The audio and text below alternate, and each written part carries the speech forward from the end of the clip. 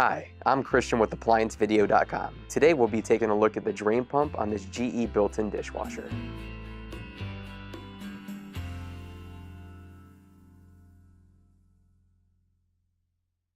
Stop. Before beginning any repair, always be sure to disconnect the power to the appliance.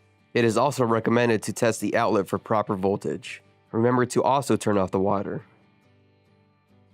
A faulty drain pump on this GE dishwasher will cause the unit not to drain. To begin the repair, click on the link below to view this repair video. ApplianceVideo.com guides you step by step, giving you the confidence to avoid recalls and callbacks, also saving time on repairs. Whether you're up against an uncommon repair or the latest appliance on the market, our videos have been created with you in mind.